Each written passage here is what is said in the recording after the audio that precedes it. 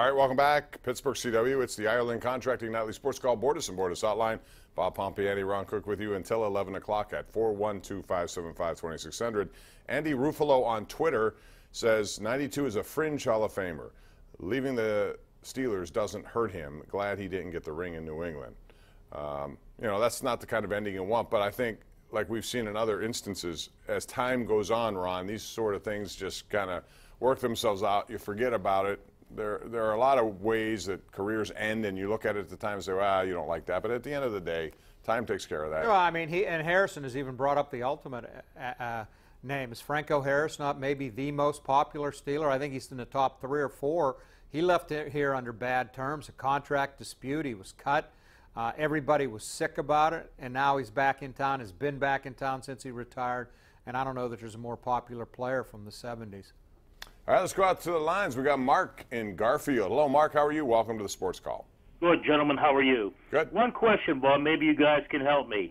When are the Rooneys in the Steeler organization ever going to put a statue of Joe Green outside Heinz Field? He is by light years the greatest Steeler that ever played the game and anchored that defense that won 4 titles in 6 years. Do they just not believe in that thing, or what's the game with that? Well, I would disagree that he's light years better than other players. I think Jack Ham. He was the foundation. Jack Ham and Mel group. Blount are right there with him, and I mean the Rooneys have called him the best player, and that's fine.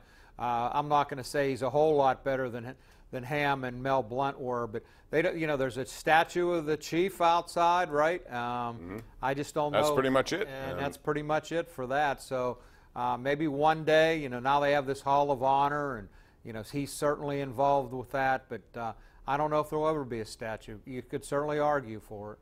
I think over time you see there's more of an embrace of this Hall of Honor, bringing the guys back. Just it's a good PR move more than anything else, too, to tell people just how successful your franchise has been. And certainly the Steelers have had so many great players over the years, but he was the foundation of that 70s team and a draft pick that a lot of people wondered why the Steelers made it. Oh, who, right? Yeah. That was the headline in the paper. Nobody knew who he was. Nobody knew what he was going to do, but it turned out to be one of the best of all time. All right, let's go back to the lines, and that would be Tony in the Hill District. Hey, Tony. Hello, Bob. How are you? Good. What's up, Tony? Yes, I wanted to ask you guys, what do you think about the Dallas Cowboys letting Dez Bryant go? Do you think that the Steelers should pick him up, even, or do you think that's a bad idea, being as though Dez Bryant dealt with his injuries? Do you think they should? No, I don't think it's a good idea. Bryant was a lot of baggage. He basically had to have a babysitter with him 24 hours a day to keep him out of trouble. Very talented player. I don't think you want to bring him into the mix. That's me. But they also have too many other things they need, and if you're going to spend money on anything, it wouldn't be that. So we'll see going into this draft. They still need a lot of help defensively. I wouldn't be surprised if they spend 75% of their draft on defensive players. That doesn't mean they won't look for an offensive replacement to Le'Veon Bell, because I think it's become clear that he's not going to be here after this year. Right. Ron, there's nothing new on that, right? I mean, he's pretty much drawn the line in the sand. They've not responded to it. Kevin Colbert said a couple weeks ago it's in the back burner until after the draft. They're going to wait and then try to do something with him. I don't think they're going to do something. My feeling is they're going to honor the franchise tag. He's going to be back. He's going to come in the week before the game. I hope he has a great season. I see no way he's back next year, though. I still don't like that, though, coming in right before. And again, I thought he was not very good in the first 4 games, and you could pin it to that he didn't have any activity. For a team that has big Super Bowl aspirations, I don't think you need that. But then again, he has his own agenda. They knew what they were getting when they put the tag on him. He's been very open and transparent about it. Whether you agree with him or not, he's not leading you to think one thing and then doing the other. He told them flat out, if he doesn't have a deal, he'll come in the week before the game. He won't miss a game. He did threaten that he'd retire. He's not going to do that either. He'll be there for the first game. All right, let's go out to Steve. Line 1. Hey, Steve, how you doing? Hey, Bob, how are you? Good. What's going on? Not much. Great to talk to you.